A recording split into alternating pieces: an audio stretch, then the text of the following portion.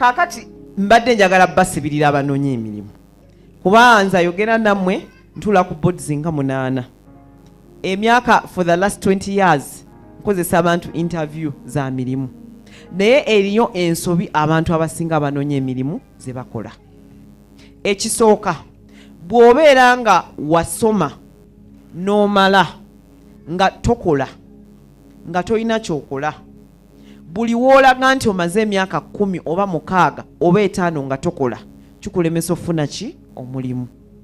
Mbadde mbasaba nti wadde tokola bw'oba wasoma kubala bitabo bw'oba wasoma nkula z'abantu noonyaayo awantu awakuli okumpi okole volunteering wadde tosasulwa okitegeera naye okubanga olaga nti olina kyokola kikuyambako ki buli wentunulira CV obwenti nga ndaba tokola sijja ku shortlistinga tukiyiza ekyo kyensoso basibirira noonyaayo ne kabaka NGO ne webeera district ekulinaanye local government ekulinaanye waliwo kibagaye nti nja badde nsaba nzijengawo wakirimba yambengako even if it is 2 hours ne wekiba kyetaagisa kutambula gendayo kubanga nze omulimu ogwange gwe nasooka okufuna era natambula nga nentuukawo mukitegedde kyekisooka.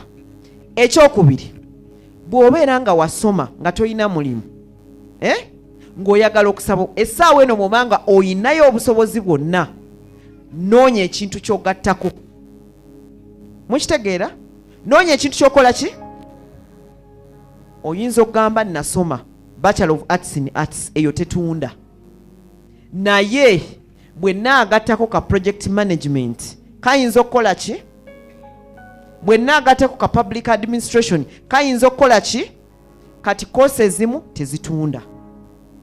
Ekyokusatu abantu abasomyeko mwagala nnyo okwesiba ku bintu nze ekyo kye nasoma kyenja okukola oyinza okuba nga digiri ogisomye naye ng'ate Katonda ajja kusumulira nnyo mu kintu ekirala.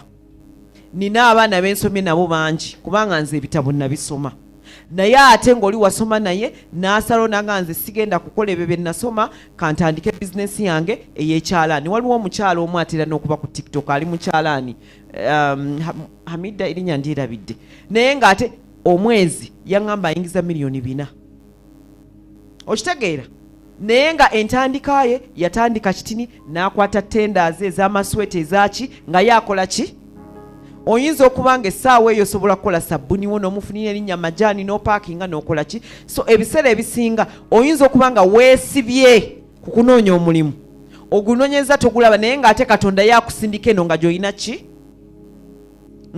ki era abantu bangi b'osanga ng'alina digiri naye nga ate bw'obanga wasomako bizinesi ekwanguyira okukola ki okukola. Ekirala ky'enjagala obbasaba nti buli bw'olabanga advert mu mawulire gyetegereze baagala ki tunuulira digiri gye baagala oba diploma bw'oba togirina era tebajja ku shortlistinga oba omala ki naye bw'obeera ng'ogirina ne bagamba nti experience twagala ya myaka 5 tereza experience yo giweze emyaka emeka kye nabagambye nti n'okubeera obubeezi wano mu church nga gwe omentaringa abaana abato ogwo nagwo mulimu era oguteekako nti ndi menta mukitegedde ndi volunteer ku kyalo osobola okulambula abakadde wasoma by'abakadde naye ne ku kyalo gy'osula toyagala bikola naye ng'ate bye wasoma omanyi abantu basoma eby'abakadde eri tebamanyi nti babisoma naye ng'ate toyagala kukola ki kati CV gezaako nnyo gitereeza wadde tebakusasula wooli gitereeze etunulire ogwo omulimu gw'oyagala. Ekirala bwe bakuyitanga ku interview nkusaba ekintu ekyo weetegeke abasinga obungi ofuna chance ne baku shortlistinga naye ate ogenda ku interview nga teweetegese ne bakuyita ne bakugamba ogenda kujja kukola advert yafulumye ku Sanyu Babies Home n'otuuka mu interview ne bakubuuza can you tell us about Sanyu Babies Home n'ogamba I don't know naye nga toze muki do you know our mission nga you don't know ne bakubuuza byoyagala ng'omuntu bikwatagana bitya ne Sanyu Babies Home byekola noga nti bwe naatuuka nja kubitegeera.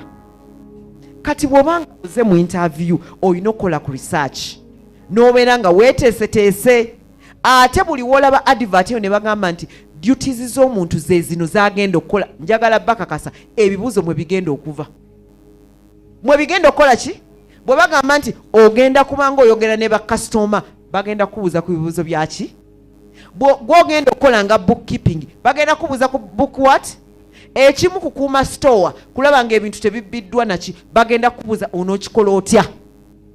Sibawadde obukodyo. Ate toyogera bingi byatakubuuzizza. Bwe bakubuuza nga weeyogereko, totandika gamba nze era bannange erukunjiri n'akaninkina n'abeerayo nawala nnyo olinnya baasi era tukola tuti. Nedda, baagala kumanya gwe ng'omuntu, tobabulira primary n'engisomera. No. Nze Aneeti Mbabazi, ebisanyizo byonna mbiyina, nina degree yange ne masters ne experience, naye ekyenjawulo kye nnina ndi mukazi mukozi. Nze teriyo omuntu ampa deadline n'ennema. Bwe kiba kyetaaga kukola kiro nkola, ne bwe basande njikola ki njikola. Bwe buguba mulimu, njagala nnyo omulimu gwange. Tinze ku mulimu gwange buli kimu njagala nkitukirize nga bwe kiri, mba mmaze. Naye kati onaga nze nensomera gundi primary ku miti mito, bwe namala nensanga edi master nangamba ate secondary genda wano. Kakati nenvaayo university yantawaanya, nze nagiddamu emyaka egyo 3. Yeyogerako wali kuki? Kati omuntu ne bakubuuza ki ekyenjawulo ky'olina ku bantu abalala. Nze ku mulimu mbeera n'obugumiikiriza. Kati njogera nga bw'olina okuddamu. Mbeera n'obugumiikiriza. Newensanga omuntu nga muzibu atya, sobola omuhandolinga. Okitegedde? Oba nze ng'omuntu mundaba wano nasoma busomesa naye ate ne kompyuta ngimanyi.